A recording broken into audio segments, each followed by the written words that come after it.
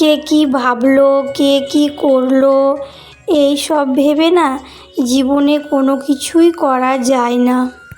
তুমি কিছু করতে চাইলে দেখবে তোমার আশেপাশের অনেকেই অনেক রকমের কথা বলবে।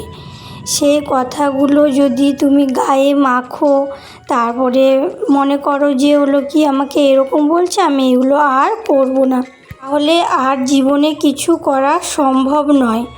হ্যাঁ, তুমি নিজে ঠিক থাকতে হবে, নিজেকে বোঝাতে হবে যে না, আমি কিন্তু কোনো খারাপ কাজ করছি না, আমি যেটা করেছি সেটা সঠিক, এটা ভেবে সামনের দিকে এগোতে হবে। আর তোমার কাজটা তোমাকে ঠিকভাবে করতে হবে, কারণ আশেপাশের লোক অনেকে অনেক কিছু বলে, সেগুলো গায়ে মাখার কোনো দরকার নেই। তা যাই হোক, শুভ সকাল আমার বন্ধুরা, তোমরা সবাই কেমন আছো? আশা করি তোমরা সবাই খুব ভালো আছো আর সুস্থ আছো।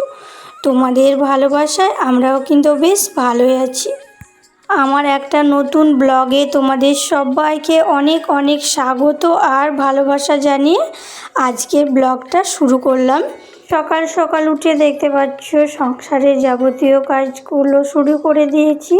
আমাদের বাড়ির বউদের মেয়েদের দেখবে সকালে উঠে কিন্তু অনেক কাজ থাকে, মনে হয় যে কতক্ষণে কাজগুলো আর কি কমপ্লিট দেব। আর আজকে এই সমস্ত কাজগুলো কমপ্লিট করে আমি কিছু আমার গাছ লাগিয়েছিলাম ফুলের, সেই গাছগুলো আর কি ঠিকঠাক করে আর একটু সাজিয়ে গুছিয়ে বসাতে হবে। মানে তোমার অনেক গাছ এদিক ওদিক হয়ে গিয়েছে, সেগুলো আর কি ঠিক করব। সকালে উঠে আমি আগে রান্নাঘরটা পরিষ্কার করে নিলাম দেখতে পেলে, তারপরে এই যে রাত্রের এঁটো বাসনগুলো ছিল আর কি, সেইগুলো এখন পরিষ্কার করে মেজে ধুয়ে নিচ্ছি। কি বলো তো, আমরা তো রাত্রে বাসনগুলো মাজা ধোয়া করে রাখি না, সেই জন্য আমাদেরকে সকালবেলাতে উঠেই কিন্তু বাসনগুলো ধুতে হয়। আর এই বাসনগুলো ধুতে কিন্তু আমার অনেকটা সময় লেগে যায়। সকালবেলায় দেখবে সবার, আমার বলে নয়, অনেকই বাসন হয়। আর রাত্রে রান্নাবান্না হলে তো একটু বেশি বাসন হয়। মেয়েদের বিয়ের আগে জীবনটা এক রকমের হয়, আর বিয়ে হয়ে গেলে দেখবে লাইফটা কেমন চেঞ্জ হয়ে যায়। বিয়ের আগে দেখবে কোনো কাজ মানে কেউ করতে চায় না, আবার ভালো লাগে না, আবার বাড়িরও অত চাপ থাকে না যে তোমাকে করতেই হবে। কিন্তু সেই মেয়েটাই যখন বিয়ে হয়ে যায় তখন কিন্তু তাকে বলতে হয় না, সে চোখে দেখেই কিন্তু কাজগুলো করতে শুরু করে দেয়। প্রথমে অবশ্য কষ্ট হয়, আগের থেকে সেই সমস্ত কাজগুলো ধরো আর অভ্যাস থাকে না, তো সেই জন্য একটু প্রবলেম হয়, কিন্তু আস্তে আস্তে সেইগুলো ঠিক হয়ে যায়।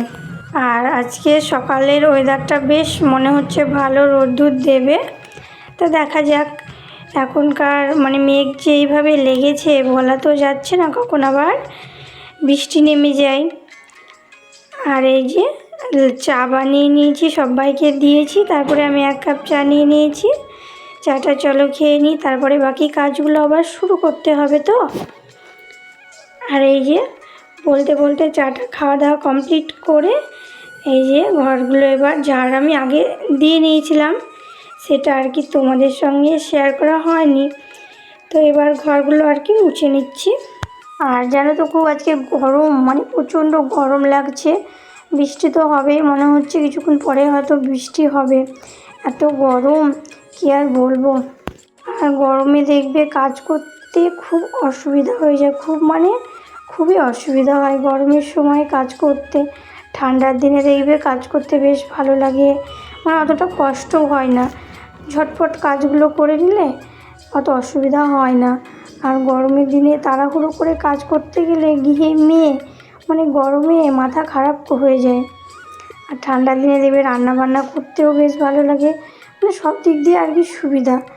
আর গরমের দিনে বেশি অসুবিধা, আমি আগে ভাবতাম হয়তো গরমের দিনই ভালো, স্নান করতে বেশ ভালো লাগে এইটা ভাবতাম, কিন্তু এখন বুঝি না, গরমের চাইতে ঠান্ডাটাই অনেক ভালো।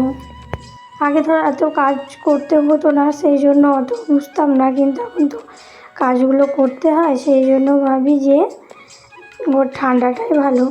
এখন মনে হচ্ছে যে কবে যে ঠান্ডা আসবে, কিন্তু যখন যেই ঠান্ডা চলে আসবে মনে হবে গরম হলেই ভালো হতো, পাখা চালিয়ে বসে থাকবো আর গরম লাগবে না, এটাই মনে হয়। কিন্তু যতক্ষণ পাখা চালিয়ে বসে থাকবো ততক্ষণ, তারপরেই তো আবার সেই অসহ্য গরম, তাই না? তারপরে ঘরটা আমার ভালো করে পরিষ্কার করে মুছে নিয়ে এই যে পাশের ঘরটা চলে এসেছি মোছার জন্য। আর গরমের দিনে দেখবে প্রত্যেক দিন ঘর মুছতেই হবে। ঠান্ডার দিনে যদি তুমি এক দিন মনে করো না আজকে মুছবো না, তাও কিন্তু হয়ে যায়, কিন্তু গরমের দিনে মুছতেই হবে, না মুছলে দেখবে ভালো লাগে না। আর গরমের দিনে ছেলেরা সব স্কুলে যায়, তো যাওয়ার সময় অত অসুবিধা মনে হয় না, আসে তখন গরমে কি অবস্থা মনে হয়, মানে ও রোদের তাতে গাড়িতে থাকলেও কি বলতো ওদের খুব কষ্টই আর কি হয়ে যায়। তোমাদের সঙ্গে গল্প করতে করতে দেখতে পাচ্ছ আমার কিন্তু ঘর মোছা প্রায় হয়ে গেল।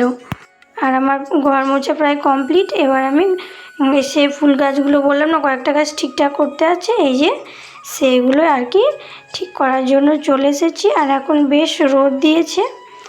আর এই যে দেখতে পাচ্ছ এই গামলাটার মধ্যে আর কি মাটি এনেছি, ওই মাটিগুলো গোড়ার দিকে দিয়ে দিচ্ছি। ফুল গাছগুলোর আমি ভালো যত্ন নিই, কিন্তু কি বলতো এত বৃষ্টি তো সেই জন্য আর কি বৃষ্টির জন্য হচ্ছে না ভালো, কত গাছ নষ্ট হয়ে গেল। আর আমাদের একটা পিছনে লেবু গাছ আছে, লেবু গাছটাতে তোমার লেবু কি সুন্দর লেবু হয়েছিল, ওটা কমলা লেবু হতো কি মালটা লেবু হতো আমার জানা নেই সঠিক, মানে কমলা লেবু নয়তো মালটা লেবু এই দুটো লেবুর মধ্যেই হতো। তো তোমার সব লেবুগুলো এত জলে মানে সব হলুদ হলুদ হয়ে পড়ে যাচ্ছে, কত লেবু, তা অনেক লেবু হয়েছিল, হলে বেশ ভালোই হতো, কিন্তু নষ্ট হয়ে যাচ্ছে, কি করব, কিছু তো আর করার নেই। তারপরে এই যে তোমাদের সঙ্গে কিন্তু আমার একেবারে রাত্রিবেলায় দেখা, এর মধ্যে কিন্তু আমার অনেক কাজ হয়ে গিয়েছে, সেসব আর তোমাদের সঙ্গে শেয়ার করা হয়নি। একটু শরীরটা খুব খারাপ করছিল স্নান করার পরে, সেই জন্য আর আমি সেরকমভাবে ভিডিও বানাতে পারিনি। তারপর সে সন্ধ্যাবেলায় জামা কাপড়গুলো আর কি গুছিয়ে জিনিস জায়গায় রেখে দিচ্ছি।